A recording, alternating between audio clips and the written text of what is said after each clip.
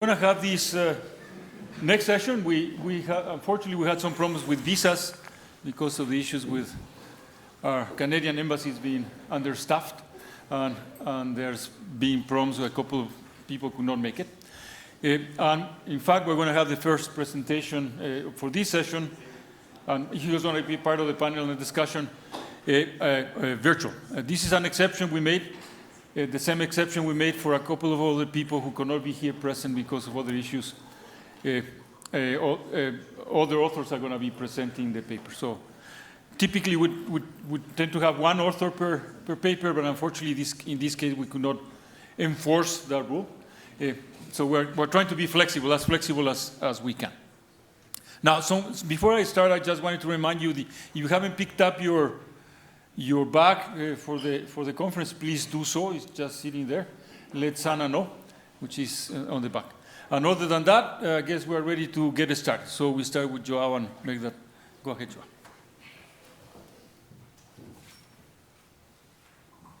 Okay, so good morning to all of you. My name is João Peças Lopes. I am a full professor at the University of Porto and a researcher at INESCTEC. So this session on energy distribution is shared by me and co-shared by Medrat Primia, right? And so we have 5 interesting papers. Let me tell you that having all the people together, it's really, really quite interesting and good because we were before 5 years ago in Espinho. And now here again, so returning back to the in-presence events, it's really good. Okay, so let's start with the first presentation. So the first presentation is on multiple auxiliary services provisioned by DARE in active distribution grids.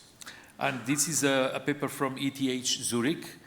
And unfortunately, the author couldn't be present. He couldn't make it to be here, but he's going to do the presentation online. So I will leave the floor to Mr. He Guo. You know that you have 15 minutes, right? And I hope that you help me keeping the time. Okay, the screen is yours. Okay, thank you very much for the introductions. My name is Igbo. I'm the postdoctoral researcher at Power System Laboratories at ETH Zurich. So because of the visa issues for both primary authors and me, and we cannot make it in person, it's very unfortunate situations, but we are really to thank for all the organizers to organize this online presentation so we can present our work. So we will happy to answer any questions online or offline. So feel free to email us for any kind of questions regarding of this work. Okay. Yeah. Before that, I should emphasize this work is a collaboration with Petrus and supervised by Professor Gabriela Hook. And this work is also funded by the Swiss National Research Institute, CCR Automations. So this work is motivated by the high penetration renewable energy like distributed energy resources because most of them are connected to the distribution network, so they may have a significant impact on both transmission and distribution systems. The problems associated with transmission networks, we are having the frequency stabilities, conjunctions, and voltage stabilities. Because of most distributed generations are shifting from transmissions to the distribution systems, we are having the voltage risk and also network overloading. So the whole this work has been motivated by the things, and because of the aggregation of the DR, provide more flexibilities to make the distribution network behave as a power plants, as they have more capabilities to provide ancillary service of the whole distribution network. So then this work, we mostly literature and will focus on the specific type of unit, or some of them just only discuss one single ancillary service, and sometimes disregard the fast time skew. The major contribution of this work is we try to bring multi-ancillary service under the same roof, and to develop a uniform modeling framework for ancillary service provided by the active distribution network system, and a centralized multi-predictive controllers for provisions of multi-ancillary service with distributed energy resources. So I will describe the multi-ancillary service we are included in our framework. So first, the transmission network support. So recently, the Great Code envisions active participant of the whole distribution networks will in regular of transmission network voltage. And also we need to maintain the regulations of the local distribution network voltage within the prescribed limits. Come to the frequency regulations, and we consider primary frequency control will be decentralized styles, and they follow the classic Drupe law. And automated generation controls that the whole distributions network will participate into the AGC and follow the signal sending from the transmission systems operator. Here is an overall proposed control diagram. First, like the local generators, like each DER will be equipped with local controllers, and the whole purpose of the centralized multi-rate multi-depth control will try to find the optimal set points of each DER.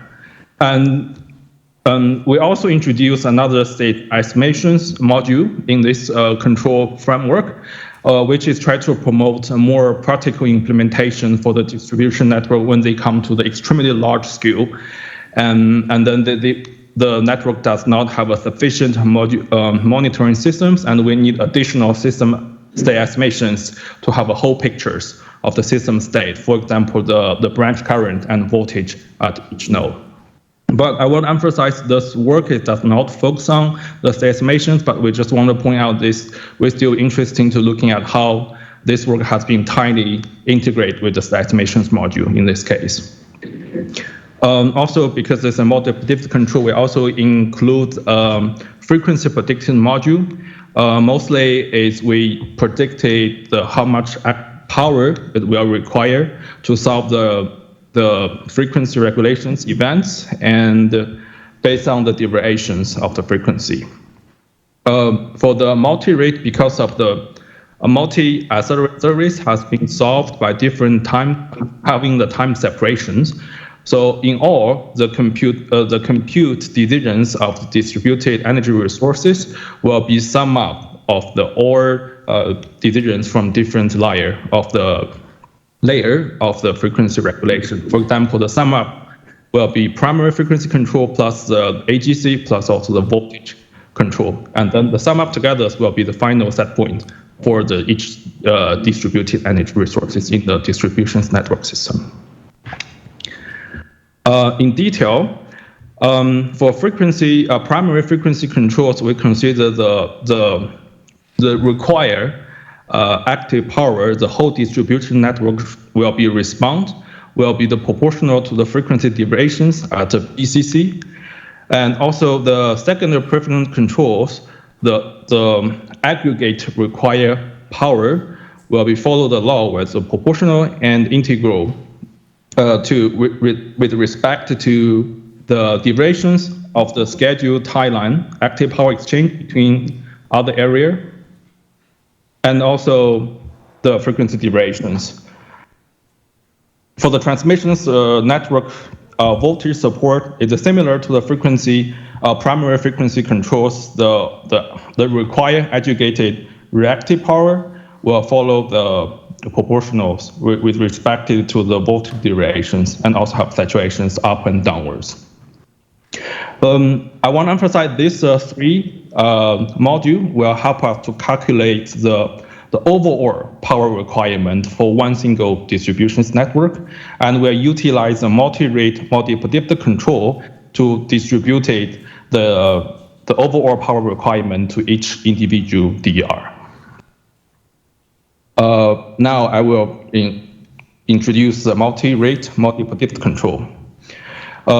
First, for this optimization problems, we consider a different type of distributed energy resources dynamic as a polytop constraint. So the four type of distributed energy resources has been considered here. It's diesel generations, PV unit, battery storage, and also flexed load. So this these four figures describe the feasibility regions for each different type of the DER and will be modeled as a multi-type polytop as a model as constraints into our multi-predictive control. And for the network modeling, we're using the classic linearizations backward forward swap models, try to promote the computational efficiency of our multi-predictive control. And we also consider the decompositions between assuming they have two topologies. On the left side, we only consider the load and consumptions of the distributions network, and on the right side, we consider the duration of the current injections into the distributions network. The reason we do that is we believe the network decompositions apply to reduce the normal size from the size of the actual size of distributions network to the number of DER. And then this kind of try to also, again, to promote this framework into the extremely large distributions network. We're also assuming the load does not change during the service has been provided, if it will. And I think that we will believe the multi-predictive controller and the closed loop decisions will take care of the load changing. They are still, instead of providing a salary service to transmission systems, we still want to keep the local network constraints. We include the voltage constraints and also the current, both branch current constraints in our framework. Instead of the equality constraints, we also introduce the three accelerate constraints. This is try to significantly help us to connect it to the signal from the transmission system to each individual DER. For example, for primary frequency controls, the left side will be the duration that require aggregate active power for overall for the primary frequency control, and on the right side, there will be the sum up of the derivations of each individual DER.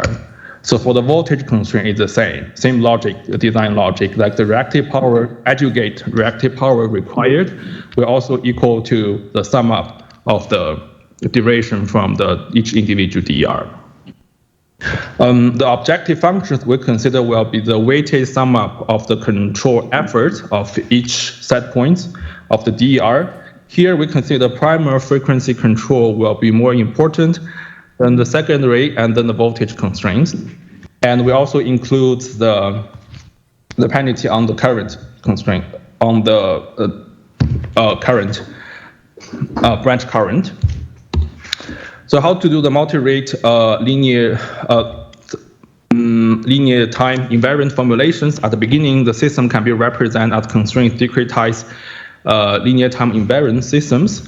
But because of the AGC and primary frequency control has been optimized in different time skews, we adding the periodical state, which means when the AGC and primary frequency control decisions will be made at the same time, we will adding the extra state and control input by introduce additional system matrix. And then that help us transfer the linear time invariant system to a time variant linear systems. So this these two constraints we'll try to include into our time variant multi-predictive control. Additional also plus the equality constraints from accelerated service and network constraints here. For numerical result, we test our algorithms on the 33-bus attribute feeder. First, we want to show how the accuracy of the proposed distribution network once we're using the linearizations. So this figure is showing the difference of the branch current. The black bar will be the branch current solved by nonlinear Newton-Raphson method. The right bar will be the nominal branch current without just the DER. So we can see the blue bar will be the changing of the current after we change the set point of DER. So we think this change is acceptable due to the linearizations. Also, we test for how the linearizations will impact the voltage profile. So we just tuning the set point of each individual DR. So that's the voltage linearizations compared to the nonlinear power flow result will be maximum 3% of the nominal value. But this maximum 3% is because we're changing the DR set point from 0 to their maximum capacity, which is really real situations. But mostly the small changing of the DR will be low to 1% of the voltage linearization error. So we'll still consider it's acceptable linearization error. For the numerical result, first, the frequency events we discussed. First, we have a one generator trip to initialize the frequency events, and the distribution network need to respond by inject more active power to the transmission system. The result is on the right side. For the second figure, it's showing the overall active power provided from the distribution network. The third figures will be the different type of DR will respond to the frequency events. And then the fourth and fifth figures we are showing the aggregate frequency for each individual DR provides a primary frequency and secondary frequency controls with clearly we can see the different time separations due to the different layer of the frequency control. And also because we tripped the one generator, the voltage has been dropped. And then they need to generate the reactive power to support the voltage. But because of the active power is already injected to raise the voltage up, so finally the reactive power will set to zeros and also maybe the negative in other direction changing because the active power is already injected to raise the voltage up. And this figure is showing like the distribution network itself, the operational constraint is also maintained, it's not violated for the current and voltage is still within the bound. Another event we test here, there's a line trip, initialize the voltage events, is the distribution network need to inject reactive power into the transmission systems. So here we can see that once the event is happening, the voltage control is support to stabilize voltage at the PCC. And then the feeders by injecting more active power and reactive power together, the feeders active power consumption is also preserved in this case. So in conclusion, I think this work will propose the differential algebraic equation models to bring the three type of the ancillary service under the same roof to optimal tuning the distributed energy resources to provide the ancillary service for the transmission systems. We're using the superposition technology to significantly reduce the size of the frequency of the distribution network, and we're using the multi-rate, multi-predictive control to dealing with the ancillary service is posed in different time scale. For possible extensions, we believe that distributed or decentralized solution for this centralized MPC would be important for practical implementation, and we're also interested to explore the more interconnections between the estimations for the extremely large distributions network. Also the robustness and stochastic formulations because of renewable generation is also interesting to be looking at in the future. Thank you very much for your attention. I'm very happy to answer any questions. And if we still have any questions offline, and both me and also the primary author, Lachlan, will be happy to answer. Thank you very much. Thank you.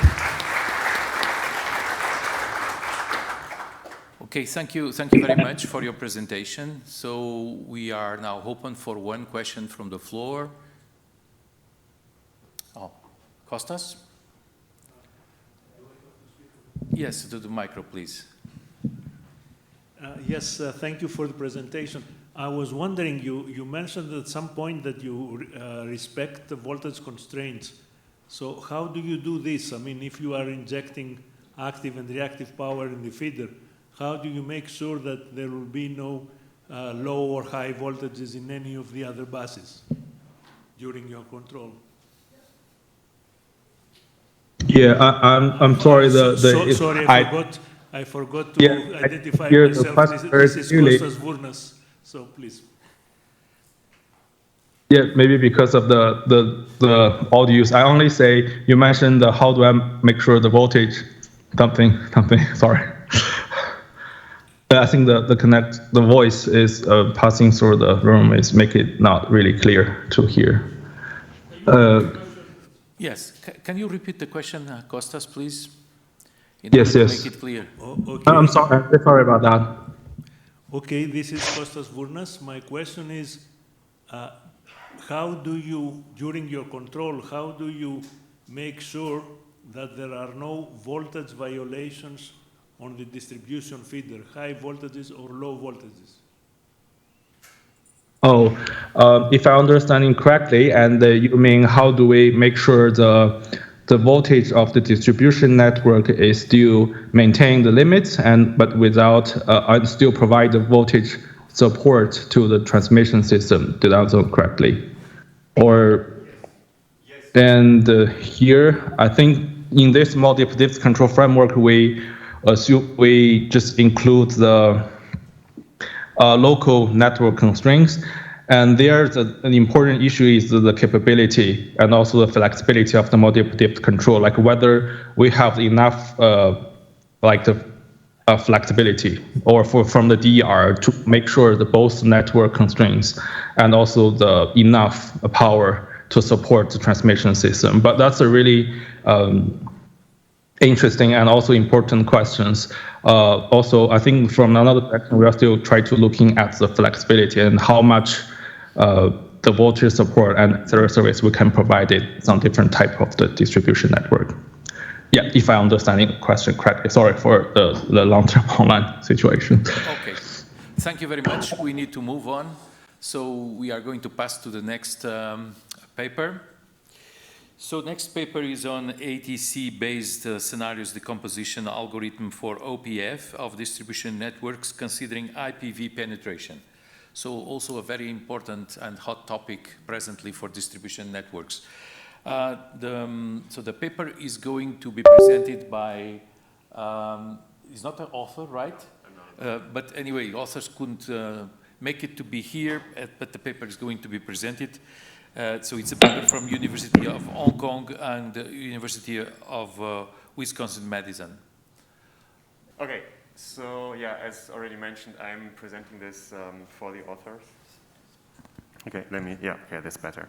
Okay, and yeah, so let me try to give you a brief overview, at least, over the work here. So the motivation, of course, is as we integrate more and more renewables into the power system, we are facing uncertainty of the renewable generation. So you see here an example, of the PV generation over time during a day, and there's a forecast. So this is the solid line, and then the dashed lines are basically at different days, different prediction hours. So this work here deals with basically distribution networks that have very high PV penetration, and the idea is to study stochastic OPF problems for these distribution networks, and it's a scenario-based approach, as you will see in a second. And the whole idea here is that there is a nominal optimization problem. So you see here basically the nominal cost, what the authors call a first stage cost, and a nominal constraint here. And these are on the, okay, sorry, the laser pointer stopped working. Here we are. And this is on the nominal basically forecast. So you see here you have the forecast, and then you have basically all of these error scenarios. And then there is a second optimization stage that is placing constraints on what basically happens during these scenarios. And then there's a coupling constraint, and this coupling constraint basically just says that the power generation of certain generators that are being dispatched and do not respond to these variations in the PV generation, that they have to be the same among all of these different scenarios here. And one major problem with this scenario method, where you basically enumerate all of these different scenarios that could potentially happen and build them into your optimization problem, is that you run into a kind of a curse of dimensionality issue where you have too many scenarios, and then this optimization problem here becomes infeasible to solve, at least in a reasonable amount of time or using a reasonable amount of memory. So there's a bit of an overview in the paper on related methods, and I'm not an expert on this, so I will just give you a rundown as to what the introduction of the paper says. So 2 ways to deal with this curse of dimensionality that have been presented in the literature are that basically you try to cut down on the number of scenarios by trying to only identify those that actually impact the solution. So there are various methods to reduce the number of scenarios. There are also decomposition-based approaches for larger systems that basically try to break the system into multiple areas, and then they solve one of these scenario problems for each area, exchange data between these problems to get somehow convergence. So basically a spatial decomposition. Instead, in this paper here, the idea is to decompose it among the scenarios. So it's basically, it stays one centralized system model, but then for every scenario, there's a separate optimization problem. For the nominal problem, there's an optimization problem, and there's basically a dual decomposition type of iteration going on, where dual multipliers and penalty factors are exchanged between these things to achieve convergence. So that's basically already what I just said. So this is basically here, they take a very big scenario model that has very many scenarios built in there, and then it's decomposed into optimization problems basically for each scenario, and even including the nominal scenario. So those are these lower level problems. And then there is a master problem that's, is basically inspired by dual decomposition method that coordinates dual multipliers that go into each of these lower level problems to achieve convergence. And the key points here that are highlighted here are obviously computational efficiency. We will also see later down the line that there's kind of some benefit in terms of memory usage if you do these things, because you can basically parallelize the solution of these lower level problems. Okay, so just briefly, here's the problem formulation. So this, I don't think it makes sense to parse these equations here necessarily, but just to see what is included in these things. So you see that basically the first stage, the nominal problem, it's trying to find a nominal OPF solution that is satisfying kind of all of the standard constraints and minimize the power losses and cost. And then the second stage, those are basically all of these scenarios where the PV generation diverges from the nominal forecast, and this has all of these constraints here, plus constraints on how you can redispatch parts of the system. And then there is a coupling constraint. This is what I was already mentioning earlier. This is basically saying for the units that do not respond, the power in feed has to be the same across all of these scenarios. So this is then decomposed. I mean, this slide doesn't really say much. Let me jump to the next one. So this is maybe more illustrative. So basically all the coupling is contained in this coupling constraint, and that is dualized in an augmented Lagrangian, and then basically the dual multipliers and penalty factors are adapted by this master problem here, distributed to these lower level problems. They are solved. The optimal solutions go back up, and then there's kind of a gradient type scheme going on to optimize these dual multipliers. What I should also mention is that this only works because the underlying problem is convex, and it's only the cost formulation that you saw, it's only convex if the distribution feeder is radial. Okay, so then there are some case studies here, and they basically show that you can, so there is a benchmark solution. This was basically just throw the whole scenario problem into Gorobi, and that's being compared then to the proposed algorithm. And for all of these case studies that you will see in a moment, I mean, they're all basically showing that you can get to the same optimal solution. So there are various comparisons here. So the way this was constructed was to basically slice a whole day into 1 hour time slots, and then for every 1 hour time slot, one of these problems is solved. And so you see here basically for every hour of the day, I mean, the solution of just throwing it into Gurobi and using the proposed algorithm is more or less the same. So this is just with one scenario. So this is basically the deterministic case. You will see here in terms of computation time, it doesn't really show any benefit, but the reason as far as the paper discusses this is that, this is a very kind of inefficient, non-optimized implementation of the proposed algorithm. Of course, if you were to spend multiple man-months on optimizing this, you could probably get closer. More interesting case study if you introduce more scenarios. So this is the number of scenarios here. You see the computation times basically shooting up, but you see it's basically the two things can be tuned to match perfectly. Here also you see the benefit of parallel computation. So you see this is basically solving these individual scenario optimization problems in basically one after the other, and then doing this in parallel, you get quite a bit of a speed up. But again, accuracy of the benchmark is basically preserved. And then ultimately, and this is what I was mentioning earlier, if you go to very large systems, then basically throwing it into Gurobi, you have the problem that you have to keep this whole optimization problem in memory. That's no longer going to work. And this is very, basically solving each of these smaller problems in isolation, updating the dual multipliers, gives you some benefit, but I should mention if you do the math here, I mean, this is 26 hours even for the parallelized version. So this is getting to the point where you could no longer implement this. So clearly, more efficient implementations of this approach at some point would be needed. But so to sum up overall, this is the key novelty here is, again, as far as the paper claims, is basically parallelizing completely the computation for each scenario, and then basically having this master problem that's updating the dual multipliers instead of doing a decomposition based on the spatial makeup of the system. And as the case studies show, you can basically keep the accuracy very high compared to the benchmark method. And parallelizing the computation can basically help you to get around memory problems, and hopefully with a more efficient implementation also save computation time.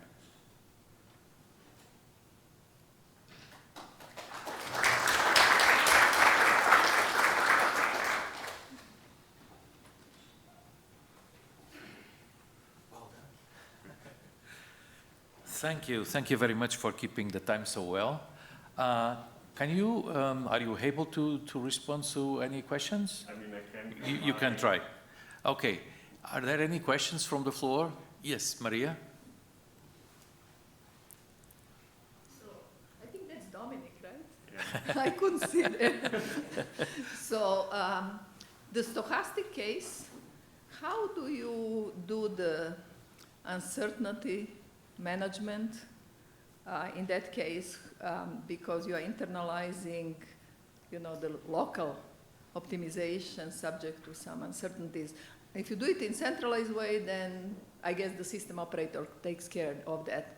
Yeah. So this is one very big issue now in the entire program that DOE has on risk management. Okay. Is it allowed to have, when you bid, when you do your dual problem solution, is it allowed to manage your own uncertainty, or I don't know what's implied in this paper? I mean, in this paper it's not, but so it's basically, formulate the centralized problem with centralized knowledge of the uncertainty and then just decompose it.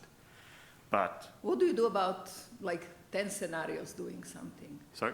How do you map 10 scenarios for your stochastic optimization into dual, Lagrange multipliers at the distributed level? That is, I think, one of the huge key questions that people just don't deal with at all. So I'm just wondering. I would argue implicitly this is doing it, right? Because it's distributed not in the sense that, individual nodes are solving a problem. It's distributed that the centralized operator is solving a problem for each scenario, and they're getting coordinated. Now, you could potentially take this method, as far as I understand the math, and you could just also do the spatial decomposition. Yes. And then every node would solve a problem for every scenario and kind of probably locally exchange Lagrange multipliers, and as far as, as it impacts other neighbors also with them. So I think that can definitely be done. It's just not being done in this paper. And then, of course, you can imagine like the convergence rate when you do these things, it's like We can discuss it later, We'll- but I think it's yeah. really an important question. When you go from deterministic to stochastic Yeah. version, how do you value uncertainties? Who values them? But basically what would happen in this method here is that instead of exchanging just one dual multiplier between neighboring nodes, you would exchange a whole bunch of them, basically one for each scenario. Thank you. Thank you. Okay, thank you very much. So continuing with the next paper. So next paper is on chance-constrained AC optimal power flow for unbalanced distribution grids. Is going to be presented with two hands, right? Two presenters. And it's a paper from the University of Wisconsin-Madison. And this is, you are Ashley? Yes. So it will be presented by Ashley Yu and Lena Rold. Okay, the floor is yours. Okay, well, hi everyone, and it's really great to see everyone. I'm very happy to be here. So my name is Lena Rold, and I'm an assistant professor at the University of Wisconsin-Madison. This is Ashley Ho, who's my student in Madison. We should have had Kshitij Girigudar with us here, also a student in my group, but he was not able to make it also due to some visa issues, and so I will kind of present his part of this presentation, and then Ashley will do her part. Okay, so the context of this presentation and what we are going to talk about here is again a question of uncertainty in distribution grid, and specifically the situation where we are seeing that increasing numbers of distributed energy resources lead to increasing power injection uncertainty and load variability. And so this could be things like rooftop solar PV or electric vehicles and so on. And because these type of DERs are often not distributed equally across phases in the system, we might be seeing increased voltage magnitude violations, so because the loading might change more significantly over time, but also there's a chance that we might see higher voltage imbalance. And voltage imbalance is bad because when we have unequal voltages in the different phases, we might see issues with, for example, three-phase motors and other three-phase equipment.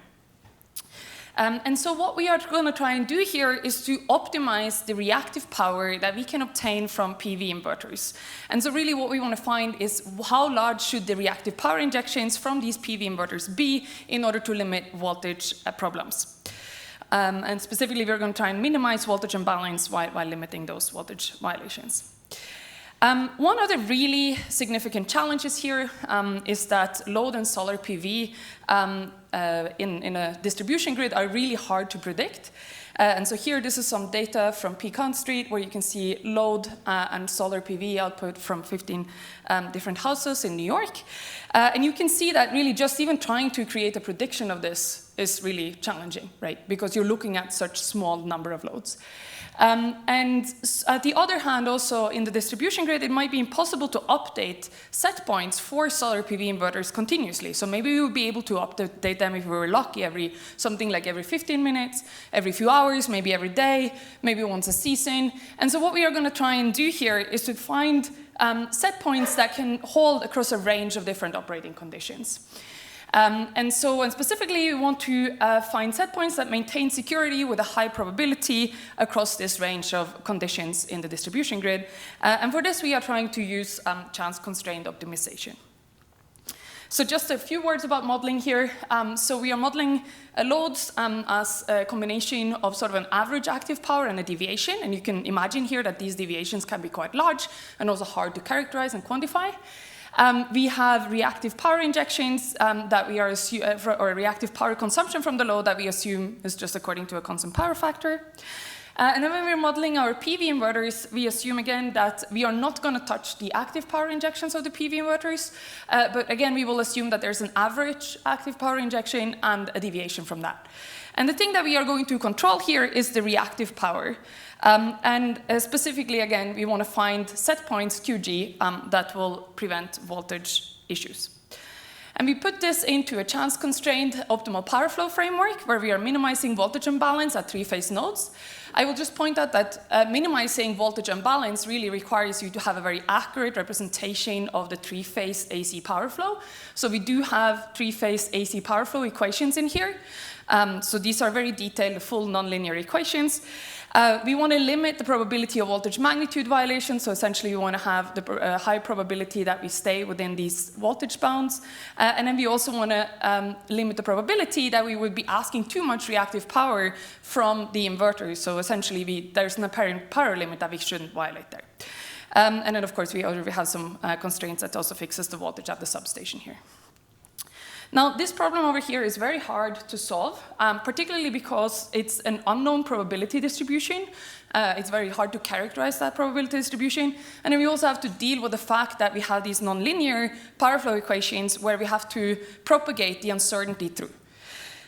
So just finding a way of optimizing and solving this problem is, to the best of my knowledge, something that we're still, figuring out. So there are a number of different approaches out there, of course. I will not try and even do a comprehensive review of that. Many of them try to linearize, convexify, or approximate the power flow equations. In particular, when we are talking about the three-phase power flow equations, it's many three-phase representation of those equations can also make assumptions about the system being approximately balanced. And that was something we want to avoid here because we are specifically interested in assessing voltage unbalance. So this can be, so these kind of approaches can give rise to possibly infeasible solutions and often problem formulations that can be very hard to solve. So instead of that, we are trying to use a data-driven solution method where we are looking to find feasible, though possibly slightly suboptimal solutions. But our goal here is that this problem should be easy enough to solve, and it's not too high complexity. And I will pass it to Ashley to talk a bit more about this solution method. So the solution method that we use for our, to solve this problem is an iterative method that allows us to decouple solving the three-phase AC-OPF problem from the consideration of the uncertainty. So this method has three major components. The first is that we need to formulate an approximate problem. We need to formulate an approximate problem of the chance-constrained problem that is deterministic and easy to solve. The second is once we get this approximate problem, we can solve it, get a candidate solution, and evaluate that candidate solution using uncertainty data, such as the historical observations we have available. And then finally, we update this approximation using two methods that we consider in this paper, which we call the quantum method or the tuning method. And there have been several previous works that have considered similar iterative schemes for problems such as AC or DC OPF for transmission grids. So diving into each of the pieces of this iterative solution method. So first, we need to formulate the approximate problem formulation. So if you recall, we have our optimization problem that minimizes voltage imbalance subject to the AC power flow equations, as well as constraints on the voltage magnitude and PV inverter limits. And these constraints are, of course, chance constraints, which are intractable for the reasons Lena mentioned previously. And instead, we can maybe think about replacing these chance constraints with a nominal constraint around an average value calculated from the uncertainty data and a tightening or security margin, which can help account for the variability due to the uncertainty. So here we've replaced the chance constraints with the nominal constraint for average injections and a constraint tightening term, which is represented as these lambdas. So to deal with the AC power flow equations, instead of enforcing them for every uncertainty realization, we enforce them only for the average power injection. And the problem here is that these constraint tightening terms are difficult to calculate. So there's no direct analytical reformulation, as in some cases, such as the DC-OPF case, or when you make assumptions on the distribution, such as assuming there is Gaussian distribution. Here, we don't make these distributional assumptions, and the uncertainty enters into these constraints non-linearly, which poses a problem.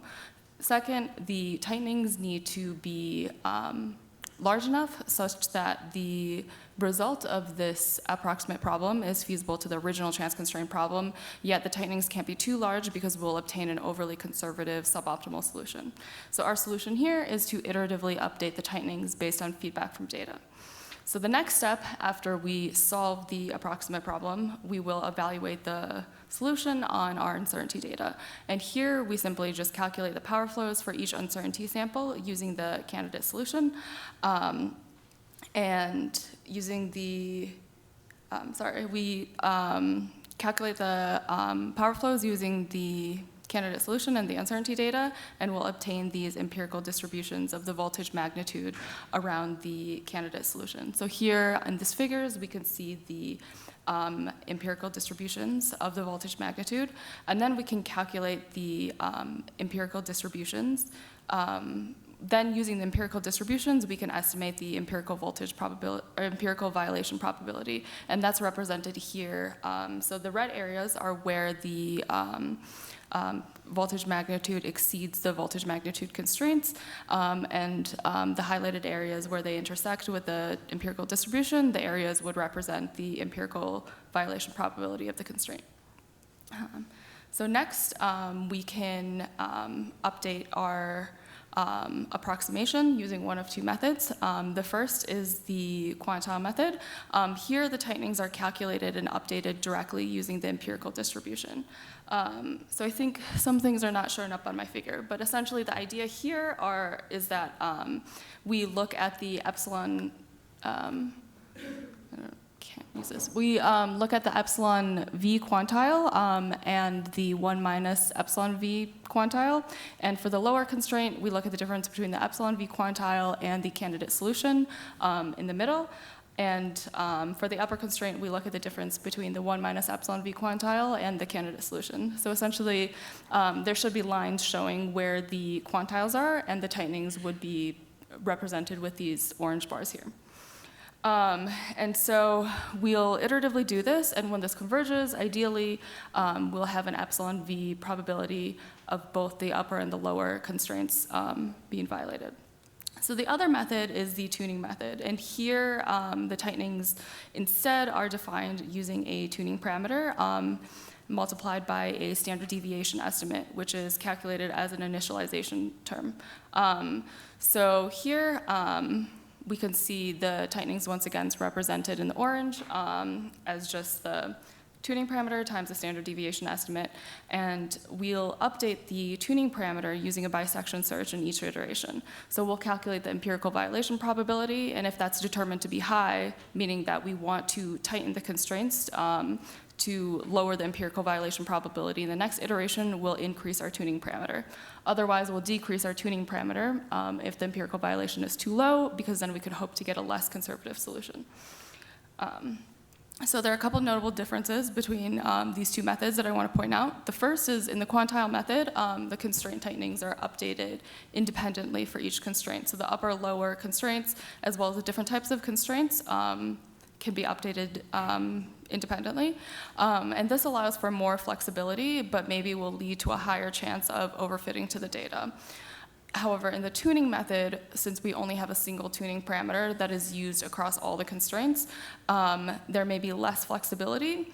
And although the standard deviation estimates may vary, which will allow some variation between the constraints, the upper and lower constraints will always be symmetric. And I will pass it back over to Lena.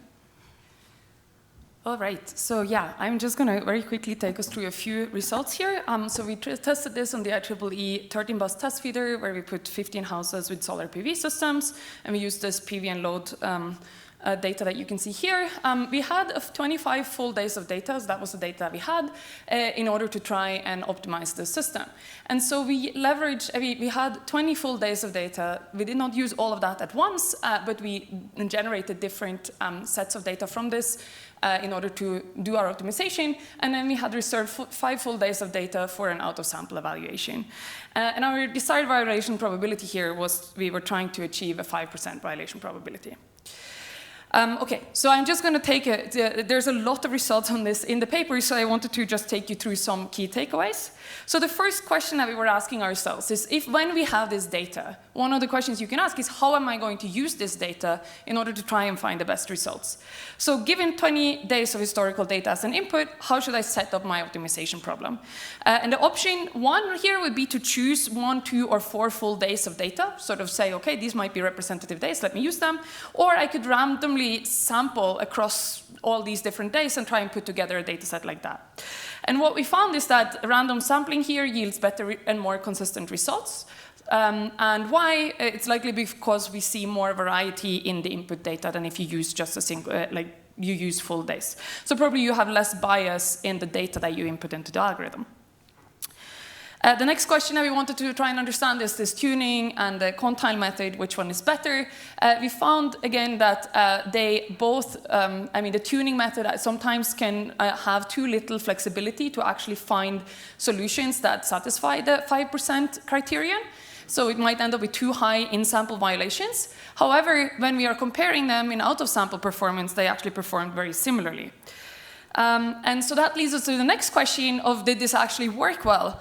And the point was that it did not. Unfortunately, we found that if we had only 5% allowable range for our violations here, we observed that in the out-of-sample evaluations, we had much, much, much higher probability of violations than what we wanted.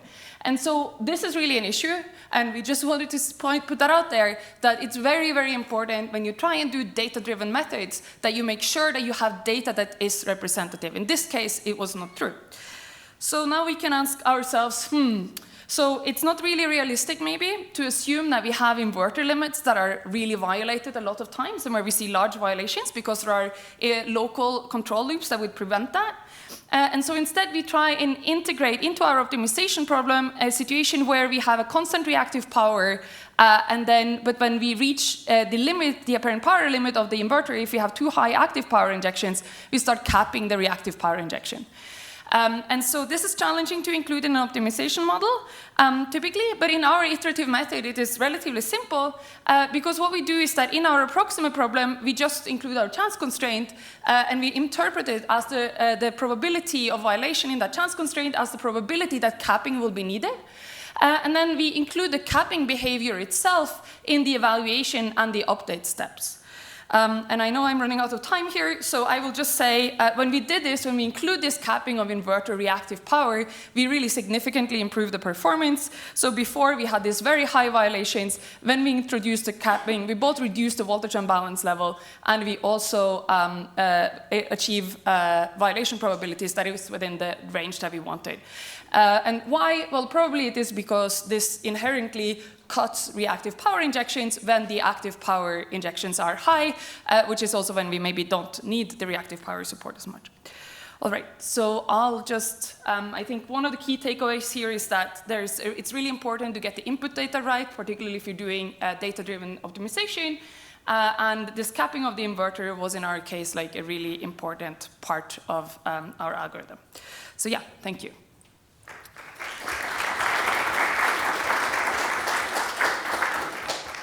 Okay, thank you very much. So questions? Oh, several ones. I don't know who was the first one. Maybe you, down there. Okay, can you come to the microphone, please, and identify yourself? So we will have time at the end of the session for putting all those questions and discussing. Please, go ahead. Hey, my name is Deepak from EPRI. Nice work. Quick question. Is future work to consider when X/R ratio is closer to 1 on the feeder, because then active power can control voltage? And here, reactive power is controlling voltage, but on a lot of distribution feeders, it would be more of active power controlling voltage, and that might impact even how much active power output you can get. Yeah, so I think, we were taking just our approach here was to try and do something very simple. We did not want to touch the active power. We wanted to see what we can achieve with reactive power alone. But yeah, trying to understand better, how you could also include that kind of control, and also how you could maybe do better kinds of control. Clearly, the way you choose to control the inverters here is I mean, it's kind of clear that data in any case is very important. So in a way, we could think about this capping policy as a kind of a more refined control policy. And now, if you included active power as well, then of course it will be more. And yeah, we have been thinking about such things also for future work. So thank you. Thank you. Thank you very much. So the next paper is on adaptive and robust cross-voltage level power flow control of active distribution networks.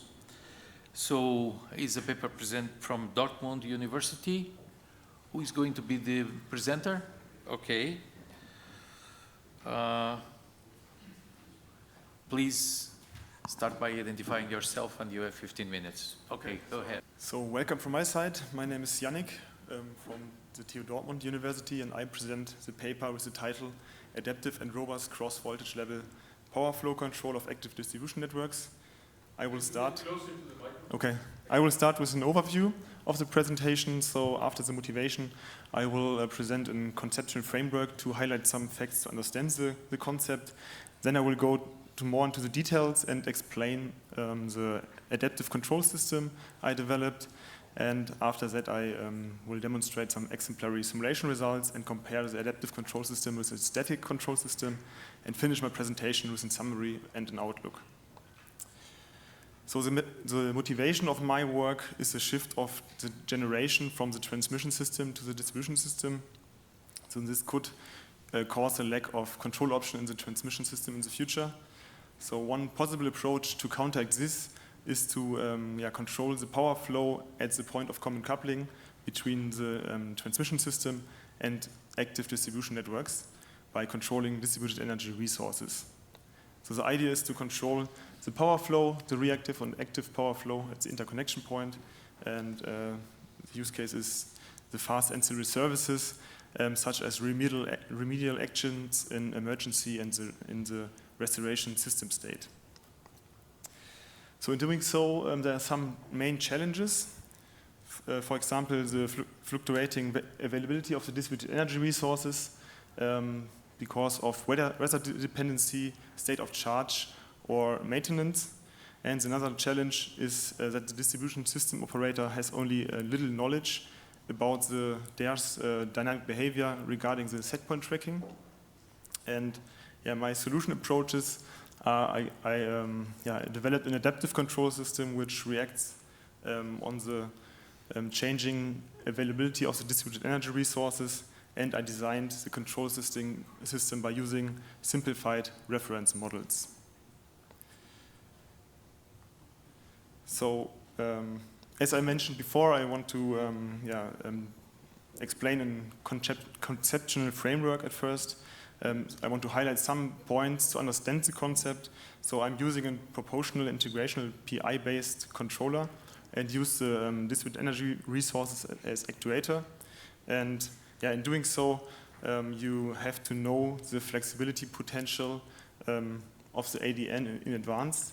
You can see here an example for this. And in the green area, no congestions are possible. So if you operate in this area, in this flexibility area, there are no congestions. So this is suitable for the PI control. And if you the orange area is here are congestions possible. And if you operate here with the CPFC, so it's cross-voltage power flow control, the strategy is if some congestions occur, we block the control system, and then secondary control is necessary. It could be an agent system or an OPF algorithm that could solve the problem then. And the red area is, there are congestions are not avoidable, so you can't use this flexibility here. Another point is that it's in broadcast control, so broadcast communication is sufficient for the control signal. So there's one control signal which is sent to all distributed energy resources, which makes the ICT communication much easier. And the concept is scalable over several voltage levels, so you could design the approach as a hierarchical approach. So you can design an ADN that controls sub-ADNs. So now I want to go more into the details and explain the adaptive control system, which is based on gain scheduling. So on the right side, you can see the control loop or the control structure of the adaptive CPFC neglecting the electrical grid. And as I mentioned before, the set of distributed energy sources change over time. So this is a time variant system.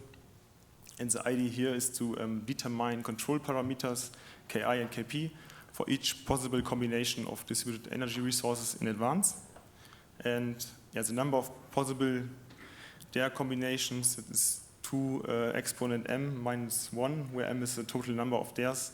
So it's quite a huge number of parameters. And these parameters are stored in a lookup table. And an adaptation mechanism selects the appropriate parameters based on the status information of the dares. So the status information, that's a binary signal, which includes information if a dare is available or not for the control system. So the challenge here is to find the parameter sets in the lookup table, and I want to explain how I have done this. So I implemented a function in MATLAB which needed some input parameters.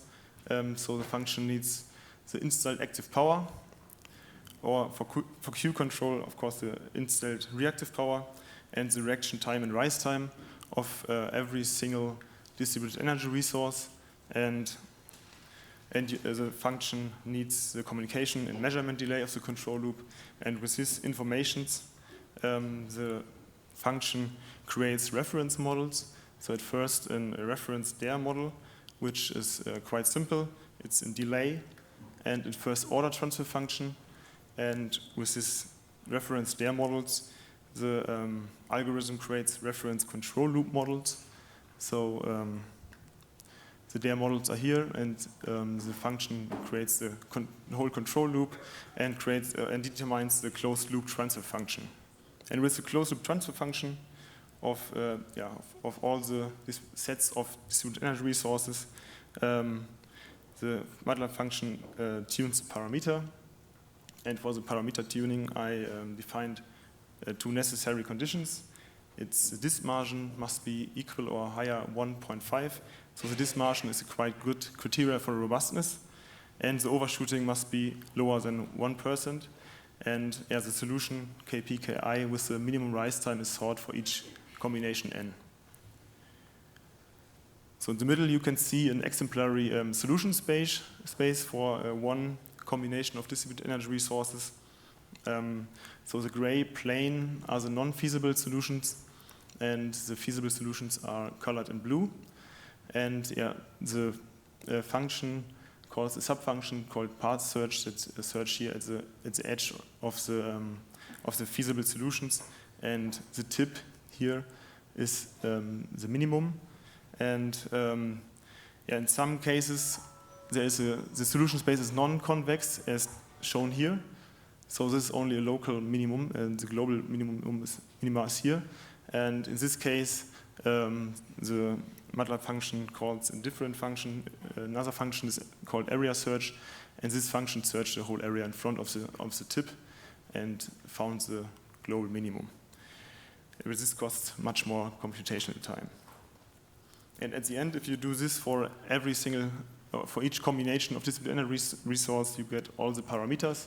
So you got the lookup table, and you could implement this table in your controller. Now I want to show some exemplary simulation results. Here I used the SimBench 20 kV grid, which is shown on the right side. And in this grid, 11 distributed energy resources are connected. So wind turbines, combined heat and power, and PV plants. And I modeled the wind turbines according to the IEC 61400. And this CHP model is an own model that we have validated by field tests. And the PV model corresponds to the reference model I've explained before. So I did here facial type simulations in MATLAB Simulink. And here's one example for such a simulation. So I controlled, or the CPFC controlled the active power flow here, and I changed the reference value. So I increased the reference value by 1 megawatt and decreased it. And in the blue colored area, all distributed energy resources are available for the control system. And you could see the control system follows really fast the set point without overshooting, without a sign of instability. And after 170 seconds, all wind turbines are not available for the control system anymore because, for example, the wind stopped to blow. And then the control system changed the parameters. And now the control system is dominated by the CHP plants, which are much more inert, much more slow. And you could see here quite higher rise time, but no overshooting and no sign of instability. I simulated much more different cases, but the result was always the same. The system was quite robust. On the next slide, I want to show a comparison between the adaptive control system and the static control system. So for this, I determined the settling time, rise time, and the margins for every single combination of distributed energy resources. So I plotted here the results in a box plot and neglected the outliers. And the settling time and the rise time, you could see, are in around a few seconds, and you still have high margins. And I compared this with the static control system, so I determined one parameter set that I use for all combinations of distributed energy resources, and this parameter set fulfills the same requirements as the adaptive control system, so this margin higher than 1.5, overshooting less than 1%, and you could see the settling time, rise time is much higher, so around 50 seconds. And you have unnecessarily high margins. So this shows if you want to guarantee high performance, you need an adaptive control system for this use case. So now I come to the summary and the outlook. So I've shown the development of an adaptive and robust control system, which needs low design efforts. So only some parameters, some informations are necessary from the distributed energy resources to determine or to design the control system. And I could have presented or have demonstrated that the adaptive control system can respond appropriately to the fluctuating availability of the actuators. And sufficient performance improvements compared to a static control system has been demonstrated. And now to the outlook. So I want to test this system in our smart grid technology lab. I want to perform power hardware in the loop simulations. So I want to include real power hardware components in the control loop. For example, we have got a redox flow storage system and different battery storage systems. So that's all. Thank you for your attention.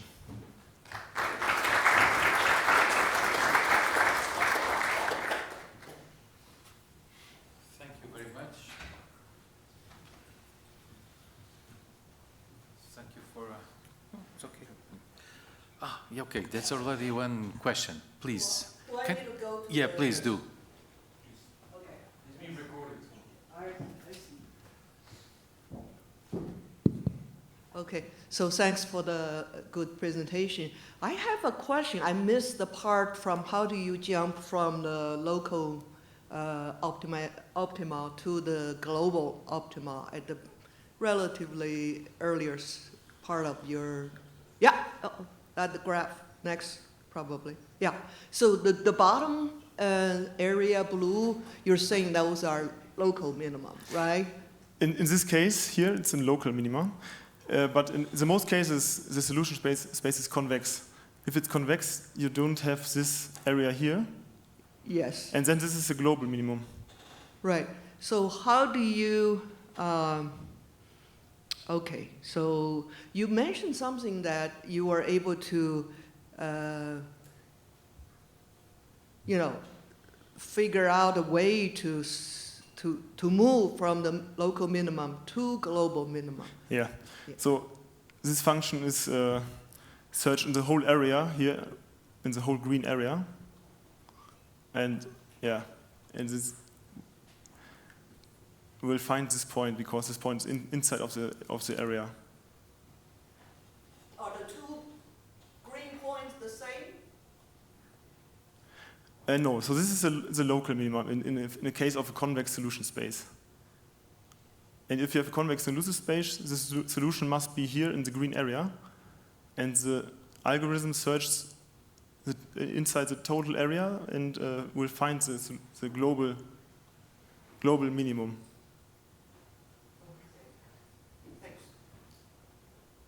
Okay. Thank you. Thank you very much. Okay. We are doing well with time, so we should move to the last presentation. So that is performance evaluation of network admissible demand dispatch in multi-phase distribution grids. So this is a paper from Florida International University and University of Vermont. So please, the floor is yours. Thank you. And so today I'll talk about basically demand dispatch, network admissibility, and multi-phase distribution grids. And I think that's it. All right, so why do we talk about these things? And so like Paul Revere said back in the day, electrification is coming. I was on sabbatical in Denmark in 2021, 2022. And at Christmas time, 350 folks were left without a Christmas goose because of a blackout caused by heat pumps, which were all installed on the same phase of a distribution feeder. And it was a cold night, and it basically overloaded a transformer and caused a form of phase imbalance. So heat pumps, 100 heat pumps, caused a blackout on Christmas, very bad for the electric energy providers. And then we have lots of reports saying that electrification is coming and will have impacts on the distribution networks. So let's talk about all these different electrification efforts. We have smart water heaters, we have electric batteries, we have EV chargers. What's happening these days is that these elements are being connected, turning into connected assets. You can connect to them, you can control them. We've seen lots of talks already on this. You can turn them into basically aggregated resources, which can then be used to satisfy certain market benefits or market services or grid services. And so that's why we're seeing these days is there are different products are being offered by a bunch of energy companies. You can talk about prosumers. There are virtual battery products. There are virtual power plant products being offered because there are financial benefits to do so. Of course, in the loop, you have humans, and humans have certain requirements of quality of service that their heat pumps, for example, are not just meeting market demand, but also serving them in providing heat or cooling. And so it's fairly complicated assets, somewhat stochastic. It has human components to it. So it's not as simple as just a big battery. Therefore, the question comes to how do you create these big assets? And so that's really a control architecture problems. And so there are so many papers and so many interesting articles on the topic of aggregations and how to manage demand. One approach, which I will not talk a lot about today, but which is commonly used, is a top-down approach where you broadcast control signals, which I think we just saw from Yannick. And so broadcast-based methods have been around for a while. There are many different types, some advanced ones, some different ones. At the core of these top-down approaches is essentially some kind of a signal being generated and sent out to a bunch of assets. And those signals are either interpreted by all at the same time, like a price, like we saw with the EV charging earlier, or are internalized by the assets through some kind of probabilistic transition event. And so you have lots of interesting work looking at how do you design control signals that cause a certain transition probability given some local device level need for energy. And so these broadcast methods have been quite useful. They enable a synchronous implementation. They do somehow depend on feedback that needs to be recovered, and so there's lots of good work on estimation of the fleet's behavior to enable this feedback loop. Some of the challenges with broadcast-based methods is that they have a hard time dealing with what happens If you're only yelling out signals, how do you know what your devices are actually doing when they receive those signals?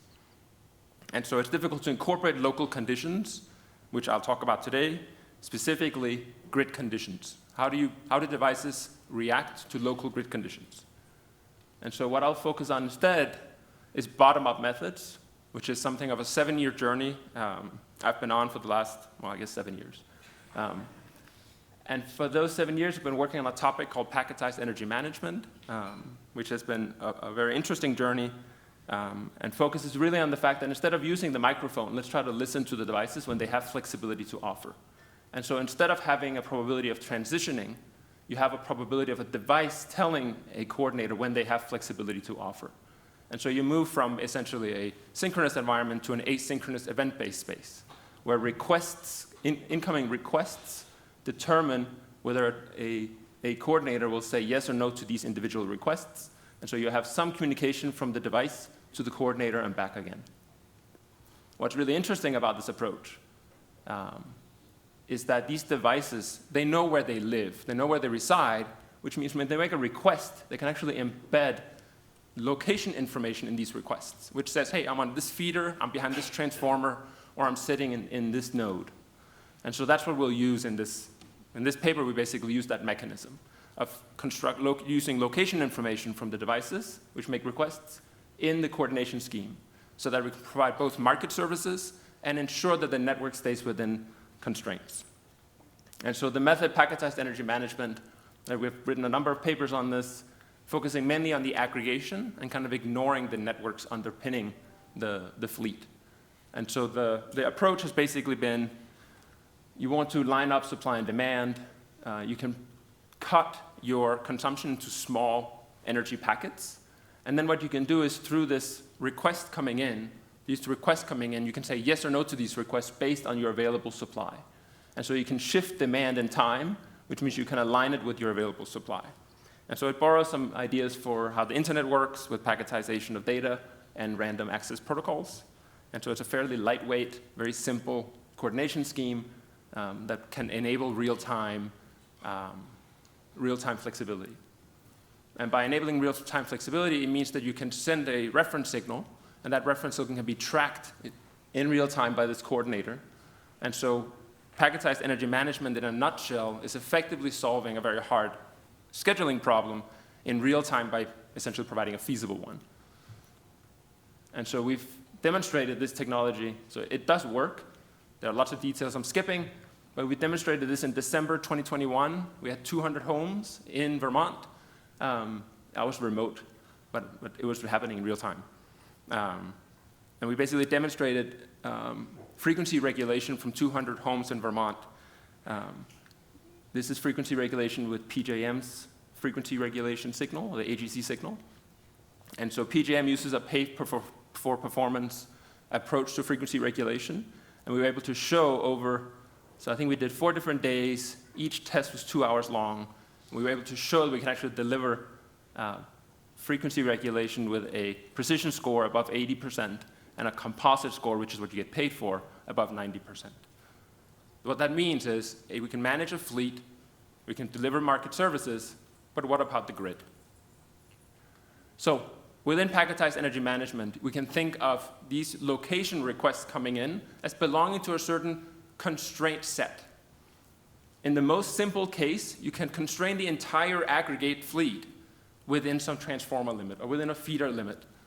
And in that case, you have a global constraint for the entire aggregation, which of course is very simple. You just need to manage the power level within some maximum threshold. So that's fairly straightforward.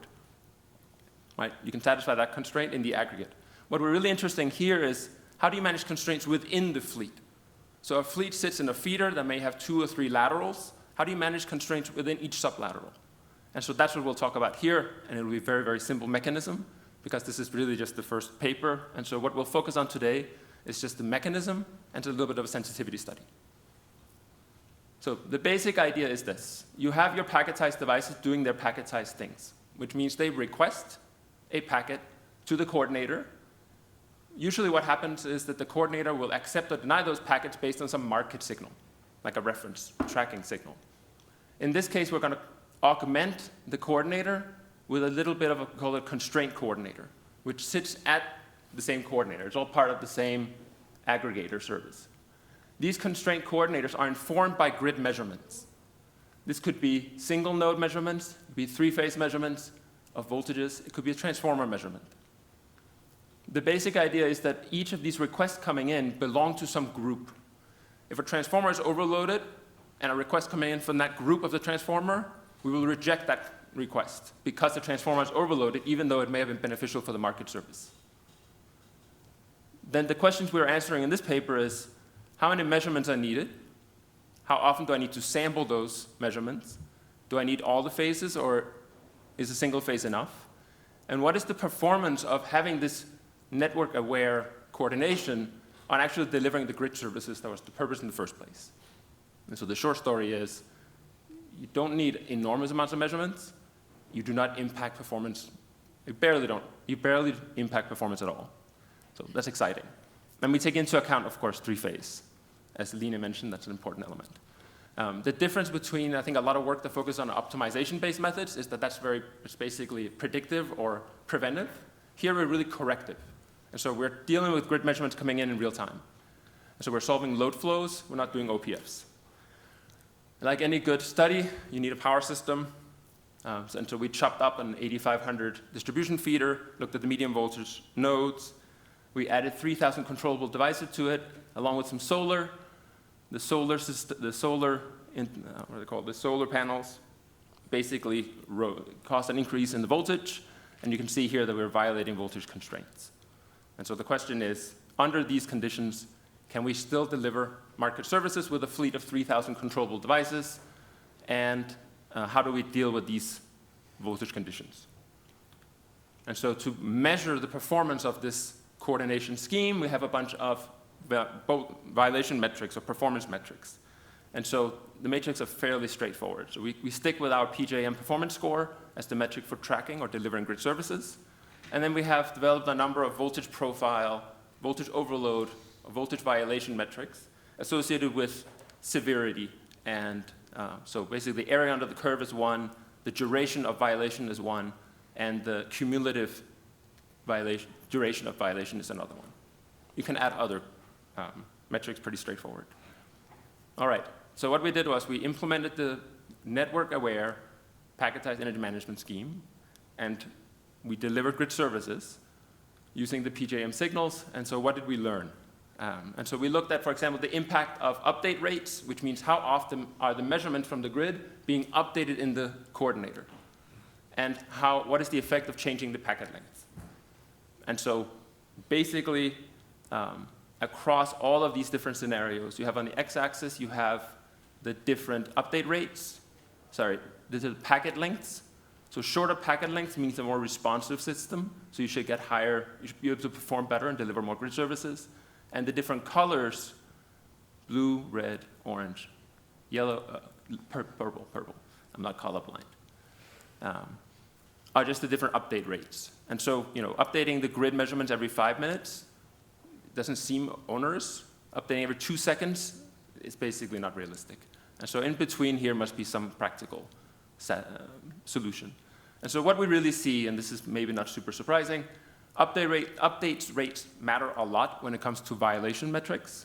So if you want your grid to be in a good condition, you probably need to update your measurements every minute or so. That's what we're seeing. If you want good performance tracking, you want small packet lengths, but that actually leads to a lot of communication overhead. However, overall, the grid services are basically constant for a given measurement group. Sorry, for a given packet length. So fixed packet length, come in here and you can see that not a big change in your performance scores. We also looked at the number of measurements. So you can have 0% measurements, which means no network aware at all. So this would represent what is the impact of just aggregating and coordinating assets for market services only. And so you can see some baseline values.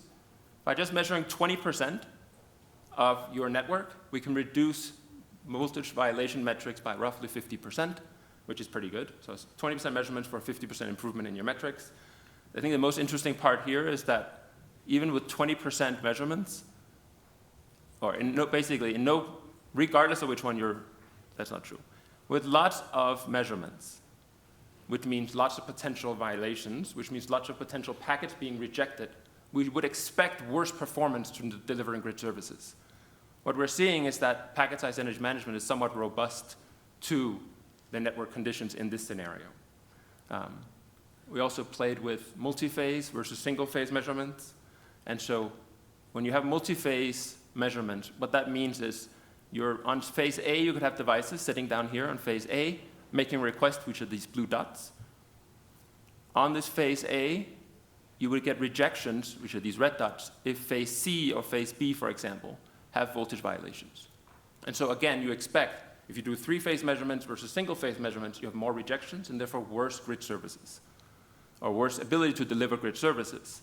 And what we see, which is this thing on the right here, is we do not see a great deterioration in the ability to deliver grid services with three-phase measurements, even though we see great improvement in the voltage conditions from three-phase measurements. And so what that means is three-phase measurements are quite valuable. We still deliver grid services. And so in that sense, we're getting a lot of things. We're not paying a lot of penalty from actually benefiting the grid quite a bit from these measurements.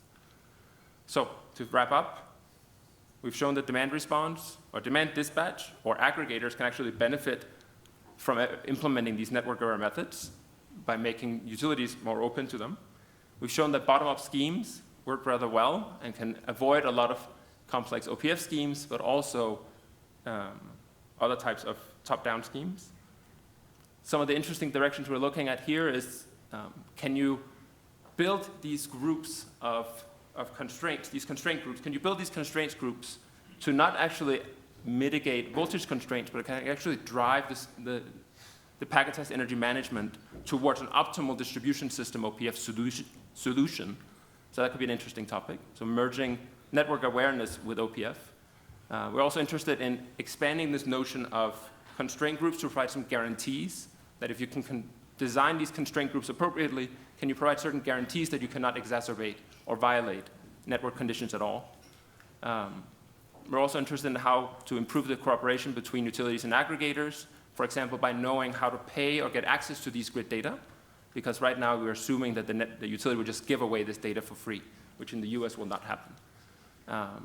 And then, of course, more testing is needed, right? One simulation doesn't tell the entire story. So, thank you.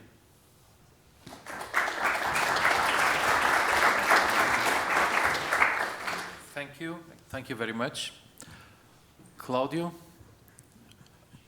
please use the micro. Yes.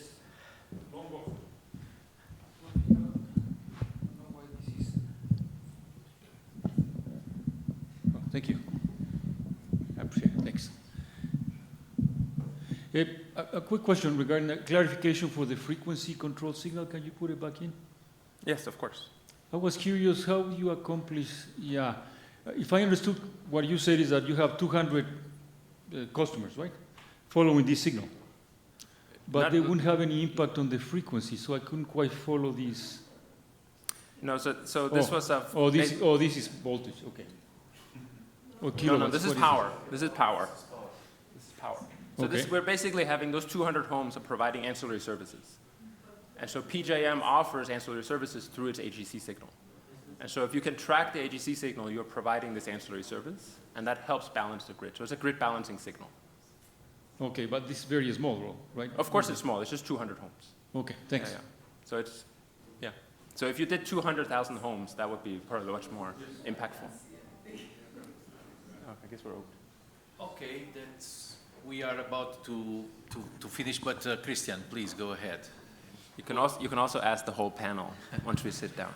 Only a short question for clarification. These offers from the customers, electric vehicles, what are these offers? Which kind of offers are it? Are they offers to say, I would like to charge, or is it an offer, I'm charging right now, but I offer that I can charge as well a little bit later?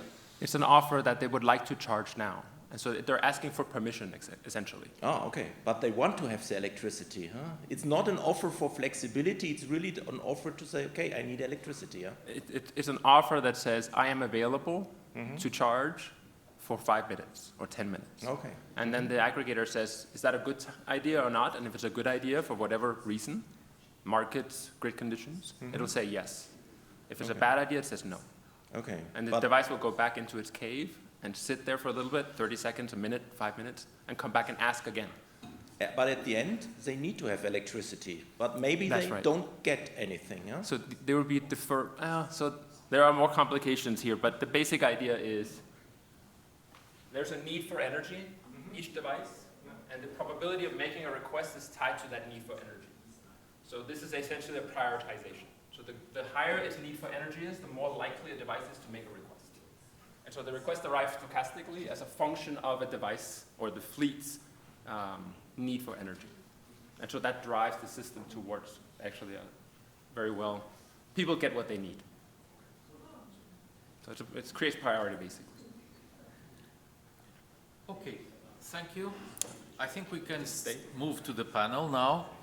So I would like to invite the presenters to come to this table and sit here for a while, as well as my co-chair.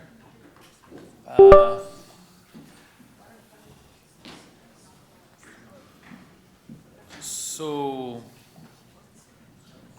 I think that from this presentation it was quite clear. Please have a seat. It was quite clear that distribution networks are facing big challenges because the panorama is changing quite a lot. So a lot of active players are present on distribution networks, electric vehicles, so electric pumps, all active loads that do exist and that are capable to provide flexibility, as well as a lot of generation devices. Thousands, millions of micro generation units, small generation units are spread all over the distribution grid. And so what we feel is that DSOs, distribution network operators, distribution system operators, they need tools. And what we saw here today is that we have a bunch of new ideas that will come up as tools that can be adopted by distribution system operators to help them manage the system, as well as providing services to the overall system, as we have seen. So I would like now to open the floor for questions, and then the panel will try to answer. And I also I will use the prerogative of being co-chair of this session to put some questions myself. Okay, please go ahead. Yeah, I'm Yilu Liu at University of Tennessee in Oak Ridge. I have a very naive question. This is my first time, hearing the package part.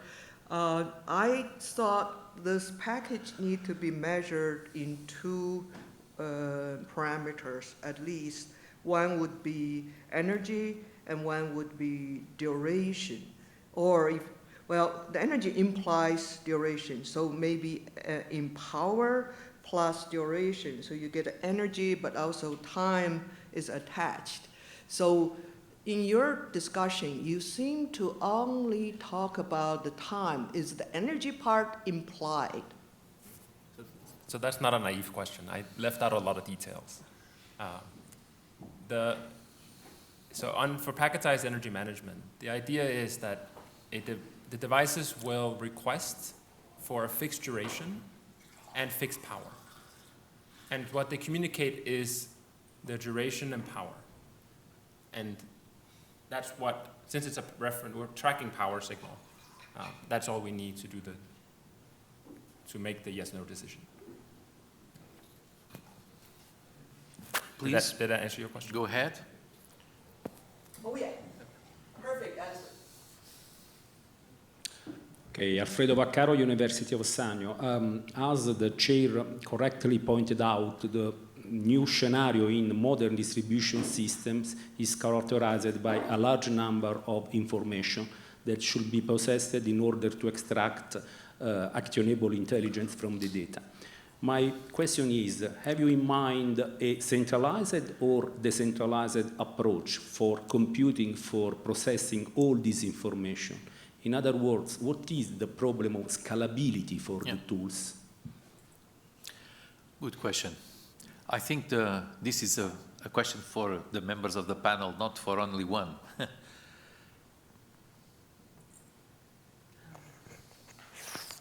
Okay, so yeah, it's on. Well, maybe I can start by saying that. So the way I think about it, and I think we also see that in this panel, and we see that in the literature overall, that there's many different ways of thinking about both who owns the data, who processes the data, is it a centralized approach, a decentralized approach, what gets shared, what does not get shared.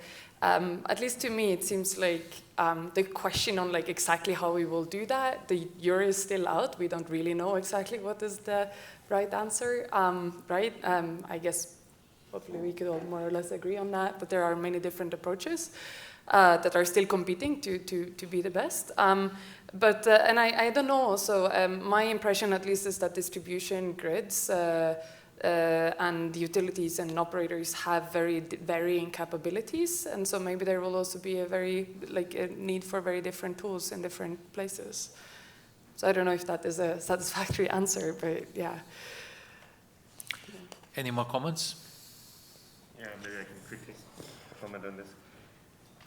I think one key question there is also how do you want to use that data? So there's quite a few works that follow that paradigm that I showed in this presentation that from the other group that I gave, but you somehow try to recover centralized optimality, and in that case, if data is only available locally and somehow abstracted and encapsulated, this will be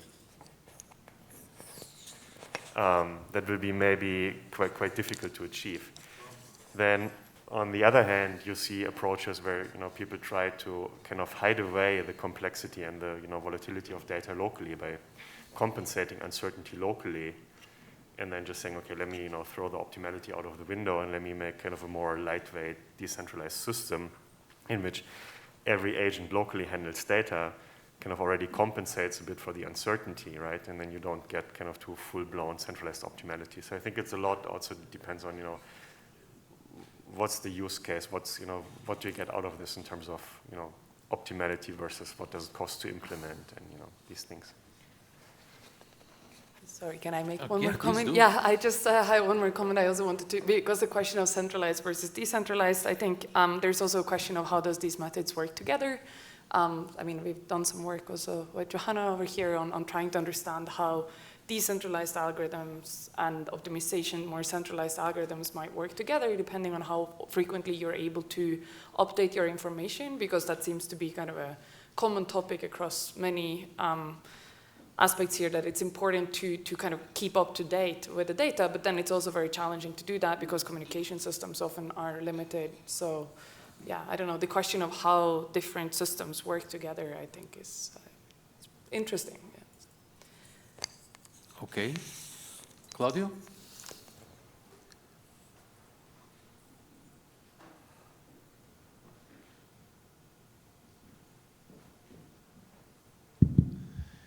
Claudio Canizares, University of Waterloo. I have a general comment question. Would like to see your view on this. It's more of a, can you hear me? Or? Yeah. No, back there. That was the question. I guess, yeah. Well, we're doing our best. But anyway, the question coming goes like this. I've been working in this business for quite a while, doing a lot of optimization work. Most of the works presented here were based on optimization, some sort of optimization work. Some of our work we're going to be presented is also based on optimization. When you talk to utilities are very reluctant to believe these methods or use these methods other than for analysis or planning. But for operation applications, which some of these are, utilities are very, at the end of the day, they don't implement it. Working with utilities lately, we try to look at this problem and say, well, how about optimization? No, we are not interested. But if you can do something with artificial intelligence, neural networks, and that kind of stuff, that, all the data we have, because they have tons of data, they don't know what to do with it.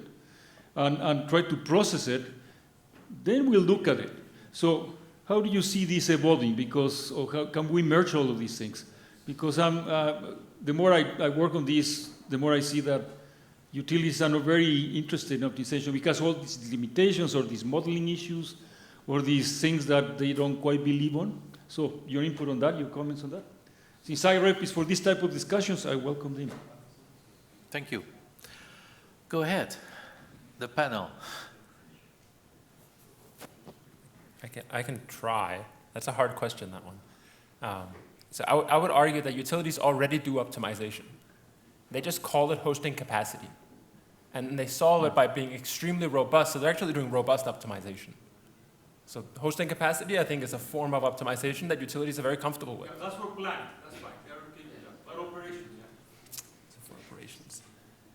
So the work they've done in Vermont, at least, has been focusing on set points for cap banks. And so they use those set points based on historical data, and that'll trick. Yeah. So okay. So maybe one thing. No, that's not even that. Yeah. So one utility is working with Tesla on aggregating their power walls for frequency regulation services. So they have 3,000 or 4,000 Tesla power walls that are actively participating in the market. The utility handed off control to Tesla for all that technology. And so in that sense, they didn't do any optimization either. And so I guess I've arrived at the same point you started. They don't do optimization. Well, I mean, it sounded also to me like you were saying maybe we need to rebrand optimization as artificial intelligence. I don't know. That's what we did. And was it successful? Well, we'll see. Well, if I may add to the question that Claudio asked. So when you're using machine learning AI methods, then going back to the conversation we had in the previous session, so we are going to be prone to all the adversarial attacks as well. And so what do you think about that? Like, because now we are dealing with lots of data, and anybody can inject any sort of bad data within your training and create a mess. So then that would be another thing that utilities might be objecting to use ML or machine learning algorithms. And I don't know if there would be a trade-off between optimization and ML so that ML algorithm will be satisfying, feasibilities or optimalities or so on. So if you have anything to add in this regard. Maybe we can step back one step and say, what do utilities have to control? What decisions do they have to make that requires optimization? And many utilities in the US today don't have a lot of controllable assets that need optimization. And when we talk about machine learning and optimization, if you solve an optimization problem, it depends on data. So your solution you get from optimization depends on data. Model parameters, forecasts. And so data is already embedded in optimization. So I don't think we have to rebrand it or resell it. Can I just say, running a lot of scenarios, right? Can you go to the micro? Yeah, but we are recording. So, just running a lot of scenarios and taking the best decision is a kind of optimization, right? And they do that. It's just they don't use the formal. But that's but that's planning, right? Okay, that's Maria? planning. But I really want to say something in response to what you said. They run power flow. That is analysis. They analyze something and there is this constraint. And they go to operator and ask the operator to say what to do. With optimization, we do completely different thing. In one run, we get what are the most vulnerable things and what are the actions that should be taken. And industry absolutely doesn't understand that difference. So I think there is a big thing here because they are really running power flow. The minute power flow fails, they cut back, either wind power or whatever. So I have a startup, 15 years. For 15 years, I've tried to explain this point. And it's taking time to explain. So I don't know how you do that. But there is a fundamental difference between them planning with power flow with analysis. Well, Okay. Yeah, and maybe this young gentleman over there. No.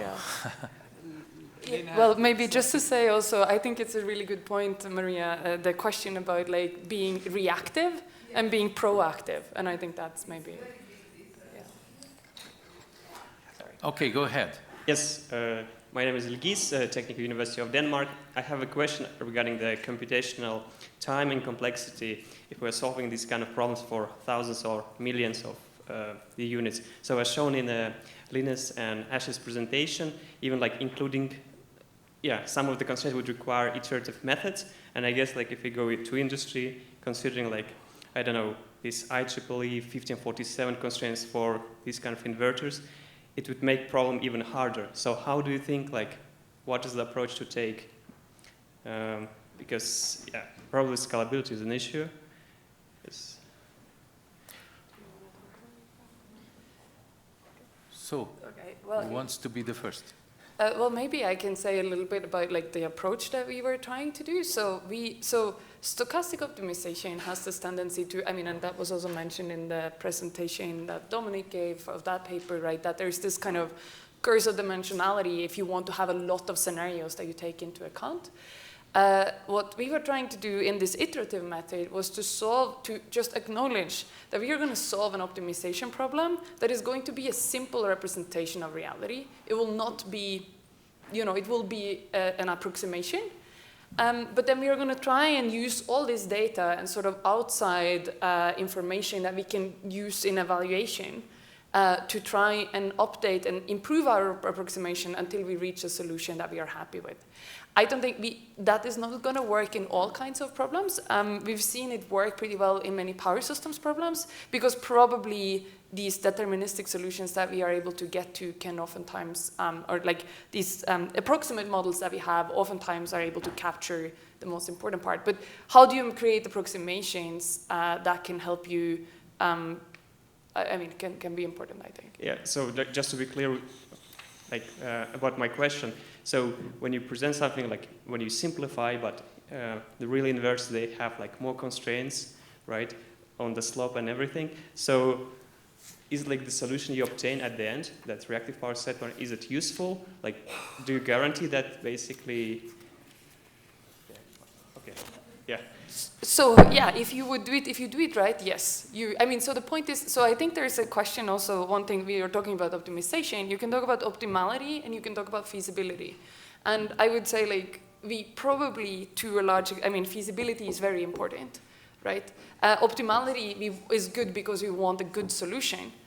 But maybe we are willing to take solutions that are slightly less optimal if we are able to account for a better model that is what does even optimality mean when you have an approximate model, right? If you don't account for the right things in there, then it won't be optimal either.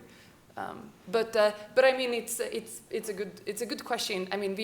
What we found is that if you don't, particularly if you want to do data-driven optimization, where you are trying to leverage all this data to learn from it, if you don't use the right amount of data and the right data, you are really in bad shape. So that I think is an important thing to take into account, and I think it's easy to forget that curating the data that you're using is very, very important.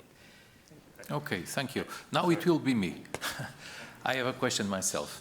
So for all this to happen, we need to have a lot of interaction between the TSOs and the DSOs.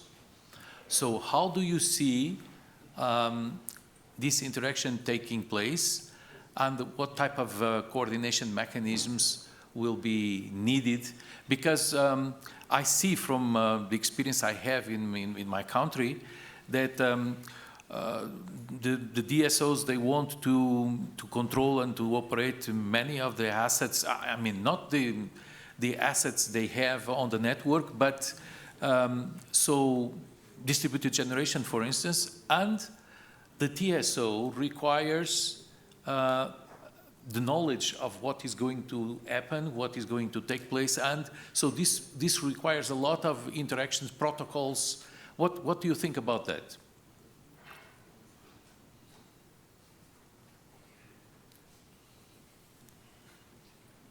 So what do you think about what type of approach is it foreseeable, needed, in order to make things to happen? Because otherwise, the TSOs will always raise problems to some of the control solutions that the DSOs implement. Would this be related with the need of defining flexibility areas allocated to the nodes of the interconnections? So would it be a solution? So, what do you think? So we have an ongoing project with a TSO and a DSO, and the topic is cooperation. And the challenge that the TSOs see is that they like to do load shedding by shutting off distribution substations. And so they shut off entire substations as a way of managing transmission problems. Now that there are these resources in the DSO's territory, the question becomes, how do you do something less? So in the picture I had an axe. So how do you do something that's closer to a scalpel? Yes. So that you don't shut off PV when you want to do load shedding. And so that cooperation is critical. Right. So pricing signals is what is usually the topic. Characterizing the flexibility available. Yeah, I think that the solution is through the flexibility regions that will be allocated to each interconnection bus. It could be. Yeah. So that's the angle we're taking there. Okay. How do you characterize this flexibility?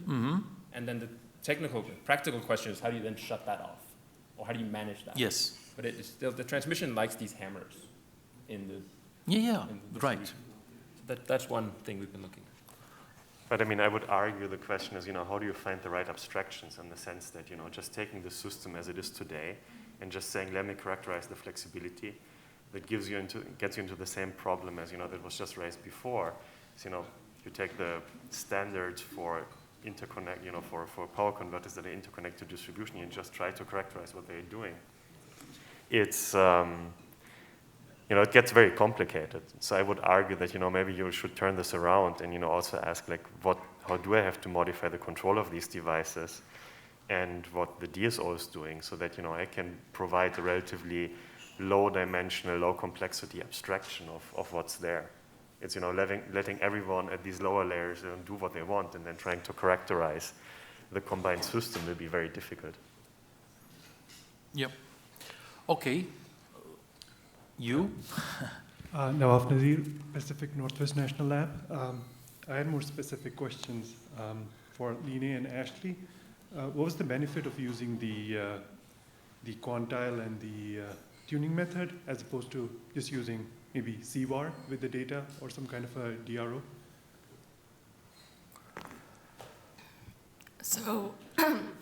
So we've, not for this problem, for the DCOPF problem, we've looked at the CVAR approximation, which generally gives more conservative solutions in this because it is an inner conservative solution. So I think the benefit with using these two tuning methods is kind of the flexibility of being able to iteratively change, update your approximation, and being able to incorporate stuff like the inverter capping, which would be difficult to do in the CVAR approximation. Yeah, is that maybe, that maybe why you're getting so many violations? Because your method, if maybe you had used CVAR, that would have accounted for those variations in the data. So maybe actually I can also, so there's a CVAR approximation of a chance constraint problem that I think Ashley is referring to here. You can also think about those just as separate risk metrics, right? So you have a risk metric that is the probability of violation. You have the CVAR, which measures to a larger extent the expected size of violations. And it would be possible, I mean, I have in the past looked at leveraging kind of similar kind of tuning metrics. In fact, 4 years ago, we had some investigation into trying different risk metrics in not quite the same, but like in a transmission type of problem, looking at these different risk metrics. So you could apply, I think, a similar framework, but it mostly depends on what is it you want. In this case, would it have helped? If it is more conservative, maybe it would have helped. I think CVAR, though, one thing that is important to know about CVAR is that it can, when you are estimating it, you are not only counting how many violations you have, but you are actually looking at the size of the violations, and that can make the approximation, or your estimate of the CVAR quite sensitive to approximations error of your distribution. So I would not expect that you would kind of be able to get around the issue of data quality by using a CVAR. But you might get more conservative solutions, and maybe that would help you in the end. So yeah, thank you. And for Matt, I had a question about, so like with the voltage violation, like if you have some packets that you're like maybe not accepting or rejecting, for transformers, I guess it makes sense, but for voltages, how do you know like one would not affect the other, and then that would not affect something else? And so you could construct a sequence. You could construct a sequence of troublemaking packet requests, I think, whereby you keep accepting it and the voltage rises, but in the wrong direction. And so it is possible. That's why the future work was, we need to design these constraint coordination laws so that they can provide can avoid these problems. Mm-hmm. I think it would be possible. That's why we didn't promise, there's no guarantees, just that it lowered the level of violation significantly. Yeah. Okay, thank you. Okay, thank you. I will allow one more question, last one. Yes, last one. So yeah, I want to go back to Claudia's comment on if they are actually implemented, these kind of methods in utilities. I think it depends to the locations and to basically the regulatory framework where it is. For example, in what you can implement in California is very different from Utah, and also maybe in Vermont. I'd like to learn about how this is implemented with the method that you presented, that 200 homes. Is that implemented within the utility, or is that like an aggregator that is separate? And that definitely depends on the EMS solutions that the utility already has. So I'd like to learn more about that. So the 200 homes were split between 3 utilities, and so each utility manages their subset of homes for peak curtailment of demand. They manage it for shaping against ISO New England, LMPs, real-time prices. When it comes to frequency regulation, we combined all 3 because the company packetized energy was in platform, and so you just moved them onto a single platform to provide the frequency regulation services. And so the utilities were essentially, we got permission to do so, but the utilities were removed from that service. The devices still belonged in the same places physically, but they were managed by the platform, the aggregator. Does that answer your question? Yes, so my question is that the same for other states, right? So for example, like in Utah, Pacificor owns everything, right? And there's no market to participate, but they participate in the energy imbalance market, EIM market in California. So, but they own everything, and they don't necessarily allow aggregators out there, right? So they call it utility managed. That's right. So we did work with South Carolina, and I forgot the name of the utility. We did work with basically vertically integrated utility in Carolinas, and there it was just a utility product. They didn't have AGC signals. They didn't have ancillary services they could provide with these services.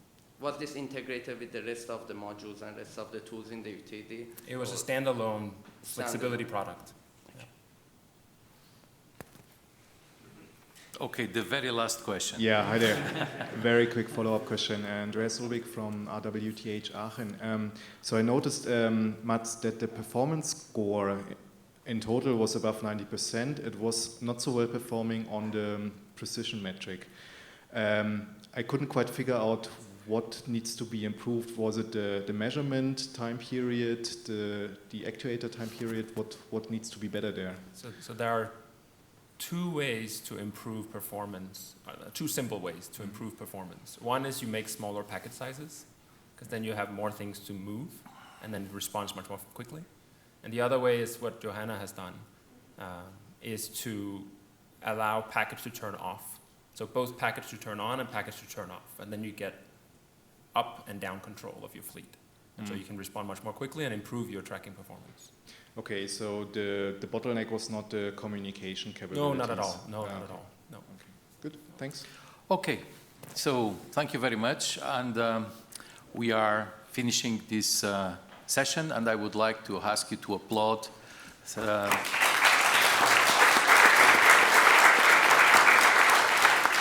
Now we have lunch. Now I suppose we start at 2 o'clock, right? Yes, okay, so.